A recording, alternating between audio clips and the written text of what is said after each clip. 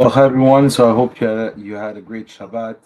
Um, I wanted to speak with you about a very important subject that we saw in this week's parasha in Parashat Kitavo. We see that there's a list of blessings and curses that happens if we keep the Torah and we follow the rules of Hashem, and we see there's a list of curses and terrible things that happens if we don't follow the Torah. However, there's a very interesting verse that we see, but towards the middle of the parasha, and it's written, "Tachat asher lo avat Adonai Elohecha b'simcha v'tuv levav merov kol." So, what is the main reason why we're getting all those punishments and those things happening to us? Is because the verse says, "Because you would not serve your God Hashem in joy and gladness over the abundance of everything." What does this mean? This means that HaKadosh Baruch Hu is giving us so much every day. He gives us our health. He gives us the capacity to see, to breathe, to hear. He gives us back our neshama every morning. And therefore, with all the good things, He gives us a place to live. He gives us a house. He gives us so many wonderful different types of foods. So all those different things that He gives us, and the problem is that instead of looking at all the great and wonderful things that we have, we're only going to pick at the things that we wish we had or the things that we want to have, but we will not appreciate the things that we already have and all the goodness that He gave to us.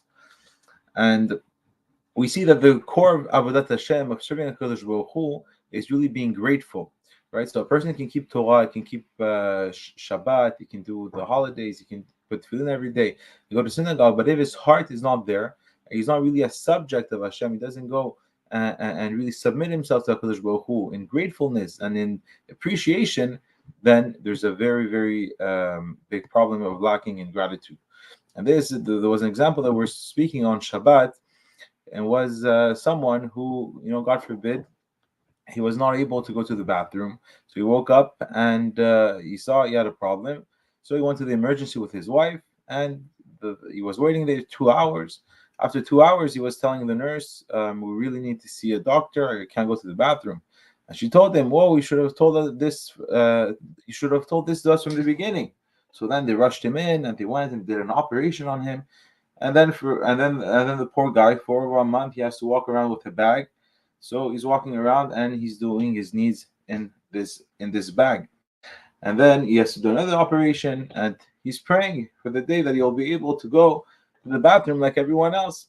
And us, Baruch Hashem, we can all go to the bathroom.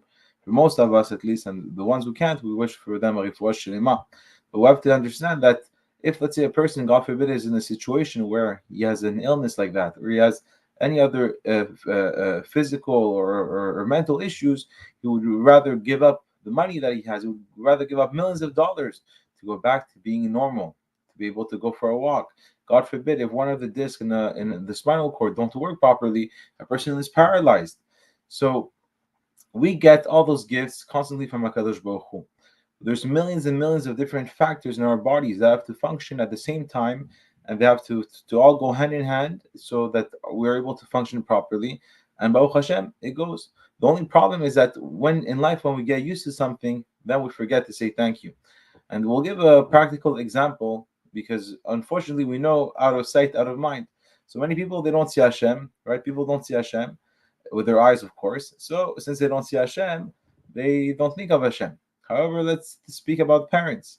So the parents, they take care of their kids, they feed them, they give them clothes, they give them food, they give them everything they need. They give them a house to live. The father pays rent for years and he slaves away at work, and the mother slaves away in the kitchen. And you never cross the kid's mind, right? The American kid or the Canadian kid. We're very spoiled in those countries. So it never crosses our mind to even say thank you, to go and say thank you for paying the rent, thank you for taking care of me, thank you for buying me clothes. Why? Because all these things we're so used to them that it became automatic, that we don't even have to say thank you. We don't even think that this is something great. However, if God forbid we don't have those clothes, we don't have a place to sleep, then we'll be grateful again for those things, and we will say thank you if someone helps us to achieve and reach those things again. So, for example, this is the same thing with Hashem. So so every day He's giving us our health, He's giving back our neshama, the capability to see, to hear, to smell, to eat, to drink, to be able to go for walks, to enjoy.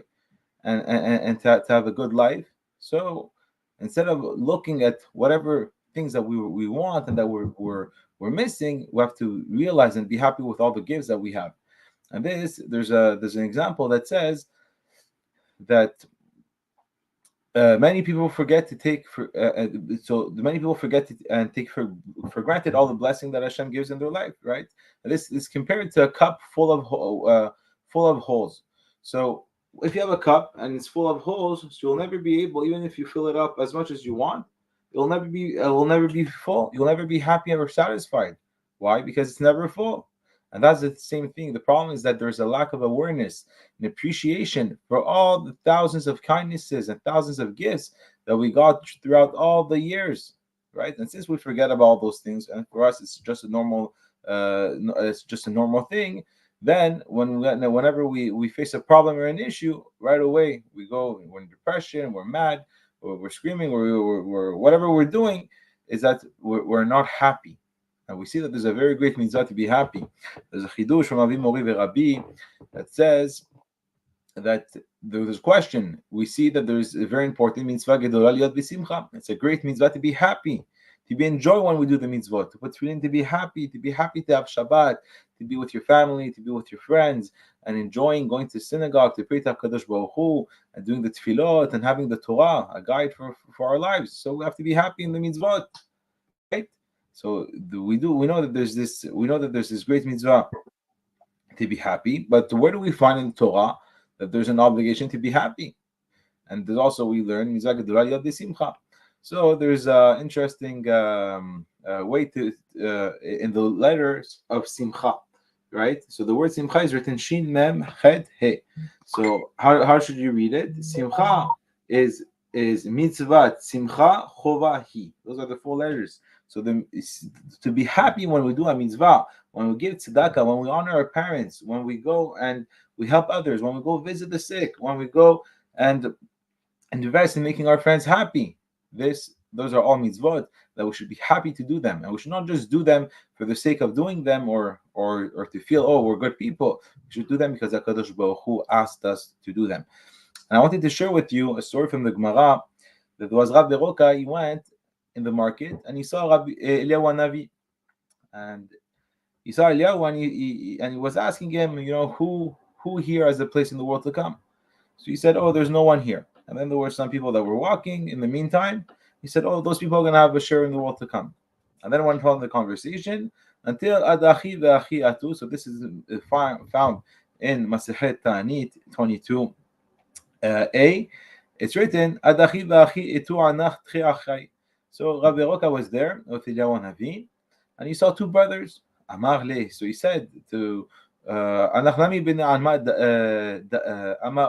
Amar Anami Banai Alma Datininehu.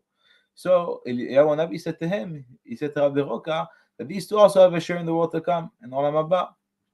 Azali Gabeyu. So Rabbi Roka, he was shocked. So he went over to them. What are they doing so special that they have a place in the world to come? So he said, what is your job? Amrule. So they answered him, Inshe bedoche anach. So he said, we are jesters, we are, we're making jokes, we're like clowns. And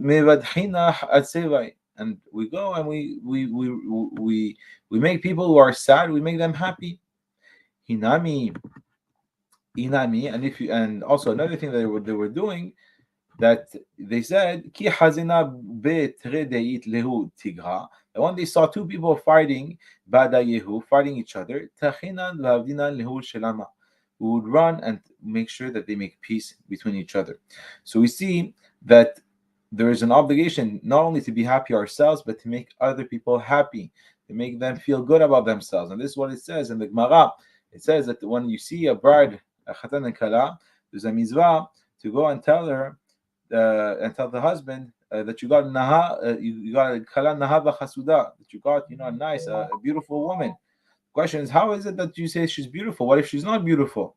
So the reality is that the truth is that when you bring peace in the world and you bring shalom and good things, then even though it's not the full truth, this becomes a new truth, because it's more important. Like the Rabbi Lubavitch said, it's more important to be kind than to be right.